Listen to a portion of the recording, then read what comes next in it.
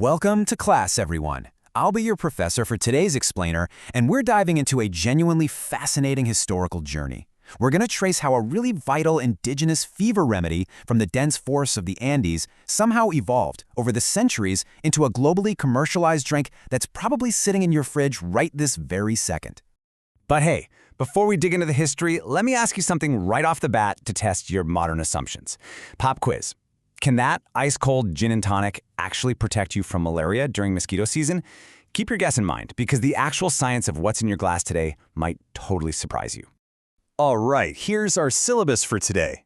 We're starting with indigenous roots, moving to our brilliant British medical hack, exploring Victorian marketing, breaking down the modern science, and then wrapping it all up with a quick final exam review. Okay, Module 1, Indigenous Roots to Colonial Cures. Let's look at where this massive medical breakthrough truly originated, way before it ever saw the inside of a glass bottle. This is a journey that literally spans 300 years.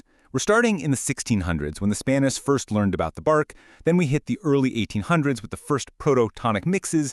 After that, we'll hit massive commercial milestones in 1858 and 1870, see the cocktail go totally mainstream in 1868, all the way up to the trace amounts we use today. So, long before European empires ever arrived on the scene, the Quechua peoples of Peru, Bolivia, and Ecuador already possessed this profound botanical knowledge. They knew exactly how to sustainably harvest bark from cinchona trees, and they used it to effectively treat severe fevers. Which brings us to a crucial definition for your notes: cinchona bark. When Spanish colonists learned about this indigenous knowledge back in the 1600s, it literally changed the world. By the 17th century, the active compound hidden inside this bark, which we now call quinine, became Europe's absolute go-to treatment for malaria. Later on, French chemists actually managed to isolate the pure compound. But here's the thing: extracting it was only half the battle. That brings us to Module 2, the British military medical hack. See, having a cure was great, but getting people to actually swallow the stuff, huge problem. Pure quinine is aggressively, intensely bitter. To solve this awful taste issue, we got to look at early 19th century British India. Officials and soldiers were strictly ordered to take quinine daily to stave off malaria. It was completely mandatory. So, honestly, out of pure desperation, they created a DIY prototonic.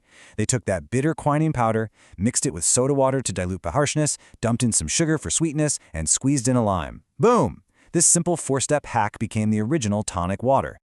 So, driven entirely by military necessity, these guys were actively mixing their daily medicine into their drinks just so they could stomach it. At this point, it was purely functional. It wasn't recreational at all. But as you can probably guess, it didn't stay just a medicine forever. Time for a midterm pop quiz. We know British officers had a standard daily gin ration, right? So naturally, they figured out that tossing gin into their lime, sugar, and quinine tonic actually tasted incredibly decent. But when did this specific combo, the gin and tonic, first officially appear in print? The answer is 1868. And get this, the publication wasn't some prestigious medical journal, it was the Oriental Sporting Magazine. In it, the gin and tonic was described not as a life-saving medical treatment, but as a super refreshing drink for spectators watching horse races. So it wasn't invented by some fancy mixologist, it was a rough-and-tumble military hack that just caught on like wildfire. This massive cultural shift brings us right into Module 3, Victorian Industry and Marketing. How exactly did we get this tropical cure into mass-produced bottles? Take a look at this magnificent piece of industrial history, the 1858 Pitt's aerated tonic water bottle. This was literally the very first commercial tonic water, successfully patented over in London by a guy named Erasmus Bond. And the contrast here is just striking. You have the original Quechua tradition on one hand, a highly targeted, holistic, hand-harvested fever remedy, and on the other hand, Victorian marketing completely rebranded it. Erasmus Bond started selling his bottled tonic as a general digestive aid and, you guessed it, a sophisticated social beverage. Let's see how this exploded into a global empire. In 1854, a Scottish physician named William Balfour Beike conclusively proved that quinine didn't just treat malaria, it could actually prevent it entirely. That discovery caused empire-wide demand to absolutely skyrocket. By 1858, Bond patents the commercial tonic, and by 1870, seeing dollar signs in massive demand, Johann Jacob Schwepp industrialized the whole process, launching Indian quinine tonic and making carbonated tonic widely available across the colonies. All right, moving to Module 4, Modern Science and Dosages. We've talked about the historical medicine, but what exactly is swirling around in those heavily branded bottles we grab at the grocery store today? Let's talk modern chemistry. Remember that pop quiz from the start of the lecture? Well, a 2004 medical study revealed a pretty shocking number. If you actually wanted to use modern tonic water as an anti-malarial, you would need to chug 500 to 1,000 milliliters of it. That's a massive amount of liquid. And even then, you'd only hit the absolute lowest end of therapeutic quinine levels, and it would only last for a very brief moment. The chemical evolution here is pretty dramatic. The original Victorian tonic packed roughly 30 milligrams of quinine per pint, which is a really potent therapeutic dose. But modern tonic?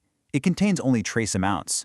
Today, tonic is mostly just carbonated water, sugar, and artificial flavoring. It's totally a recreational mixer now. So like I said earlier, absolutely do not count on your modern gin and tonic to protect you during mosquito season.